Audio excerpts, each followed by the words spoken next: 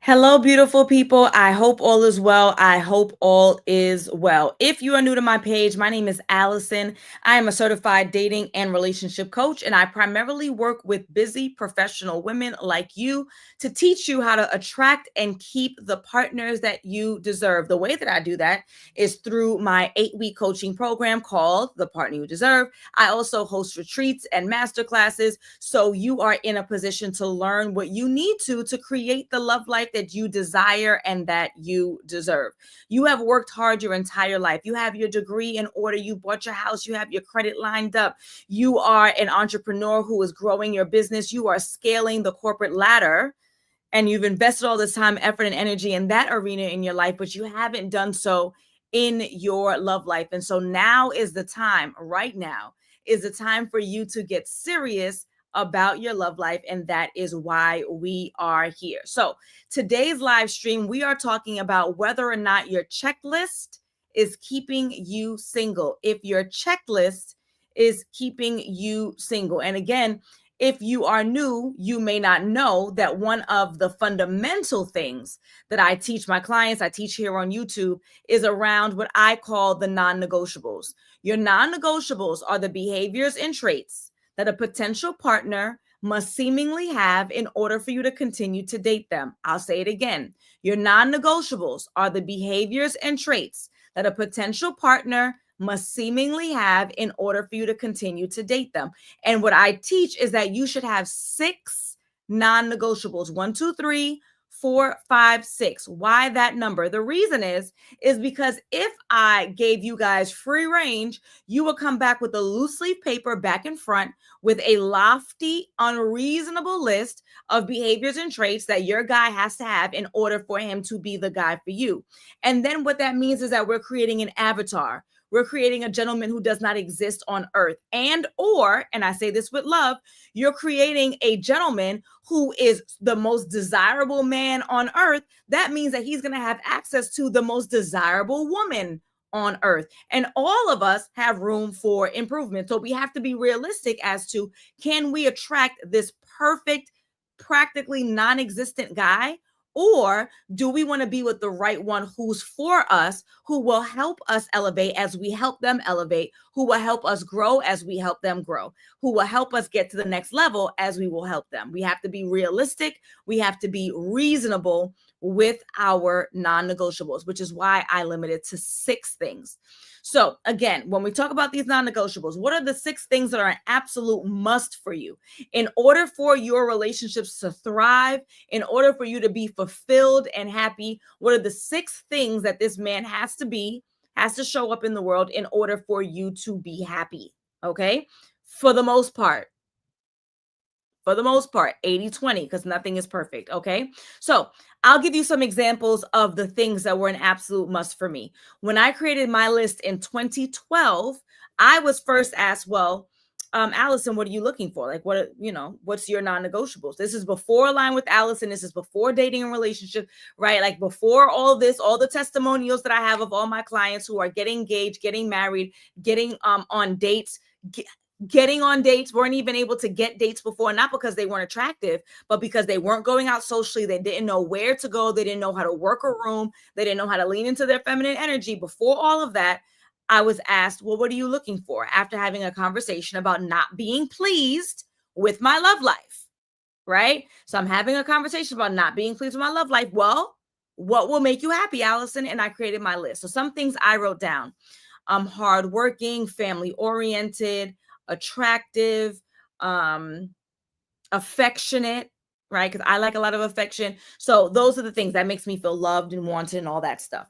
So those are some of the things I wrote down. So now that I know what I require, emphasis on require, in order to be in a healthy, happy relationship, now I can get into, well, what do I need to ask and what behaviors do I need to pay attention to see if this guy aligns with those things? Does that make sense?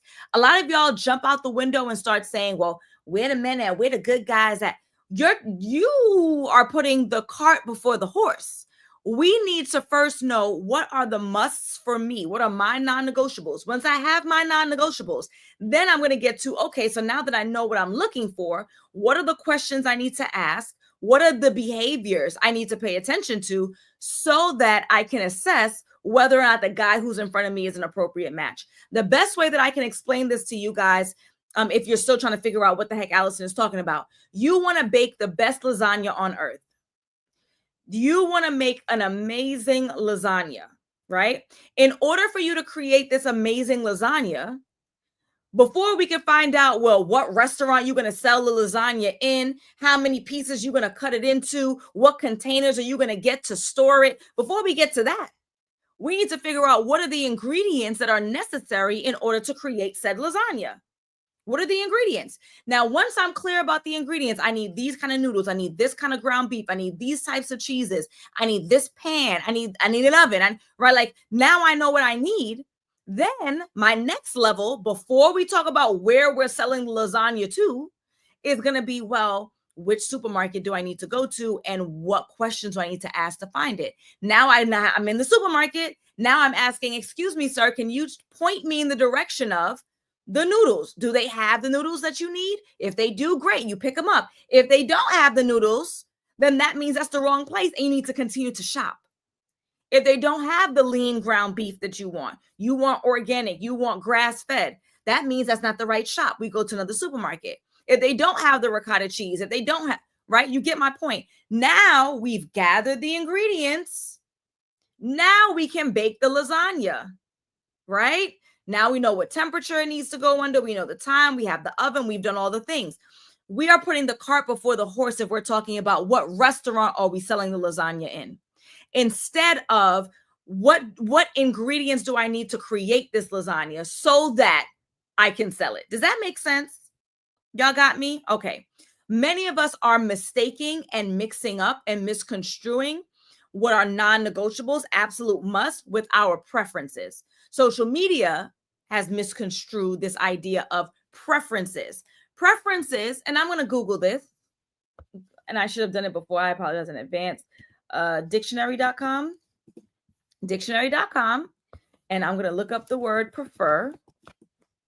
Okay. I don't mean no results for the word prefer. I know I spelled it right. Maybe I didn't. I did not. How my English speaker can't spell the word prefer. Okay. All right. So prefer means to set or hold above other persons or things, to like better, to choose rather than. Let's go with like better. Super easy. To prefer means that you like this thing over something else. I prefer vanilla over chocolate. It does not mean that I don't like chocolate. It just means if you gave me 2 bowls of ice cream that I had to consume, one was chocolate, one was vanilla, I'm going to go with vanilla, right? It's not a must. It's not, if I don't have vanilla, then I will not eat ice cream at all. That is a preference. It's what you require versus what you prefer. I prefer vanilla over chocolate. It's not a must. I will eat some chocolate down. So when we are talking about what are the absolute must in order to make you happy, and then you start telling me that the guy has to be 6'3", I am perplexed. He does not have to be. And a matter of fact, let me fall back. You tell me why him being 6'3" is a must. You tell me why him being 6'3" is going to make him be a better protector of you. Because I can tell you, I know some rinky-dink, lanky 6'3" guys who run from fights. Tell me what about 6'3" means that he is going to protect your heart, that he is going to honor your marriage, that he is going to be a present and active dad so that you're not left holding the bag, that he is going to make more money so that you are more financially secure. He is going to be supportive of your dreams. Tell me what about 6'3" says that. If you can't answer that question logically or reasonably, if you are laughing as I'm saying this, then that tells me everything that I need to say. That gives me everything that I need to know. It tells me everything I need to know. Nothing. It's a preference.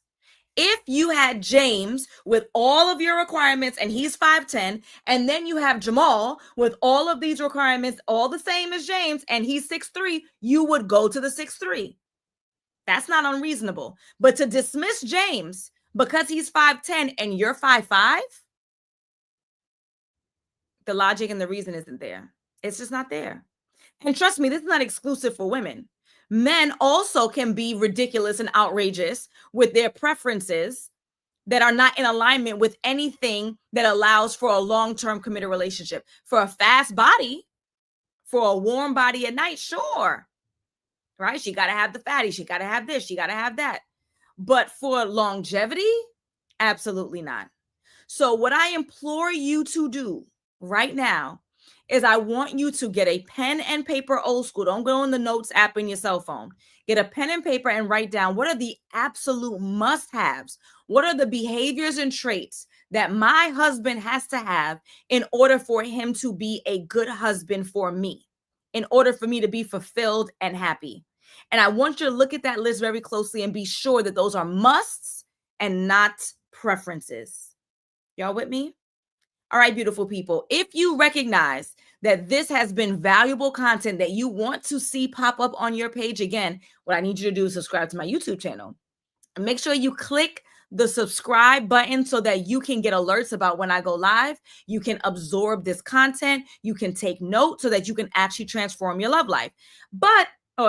And if you're a person like me who likes to take action, who recognizes that I want results and I want them now, who doesn't want to struggle to listen to hours of content to figure out what Allison can teach me in 5 minutes, then what you need to do is apply to work with me in my signature coaching program, The Partner You Deserve, that has helped over 300 busy professional women attract and keep the partners that they deserve. I'm going live, I think today at 6 p.m. with one of my now former clients who is happily engaged. She met her man 1 month after coaching. They are now engaged to be married a year later. Stop playing with me.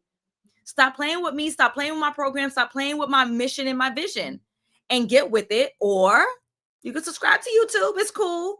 And you can piecemeal and you can figure it out on your own. But make sure that you do something different to get a different result. So I'm going to go ahead and put the link to apply to work with me in my coaching program so that you can stop wasting months and years trying to figure it out on your own and actually work with somebody who has the proven testimonials who can get you the results and be in the relationship that you desire, that you deserve. You deserve to have partnership. You deserve to have family. You deserve to be able to build the traditions that you want. You deserve to have a travel partner. You deserve to have that bae who rubs your feet on a hard day, who's your business partner, who invests in you and with you. You deserve those things. But you have to do something different to get a different result. All right, folks, it's been a pleasure. I am going to see you on Wednesday. Well, tonight, 6 p.m. Eastern on Instagram. And Wednesday, every week, Wednesday live Q&A. All right, 6 p.m., 5 p.m.? 5 p.m. Wednesday. So 6 p.m. today on Instagram, 5 p.m. Wednesday for live Q&A here on YouTube land. All right, folks, have a good one.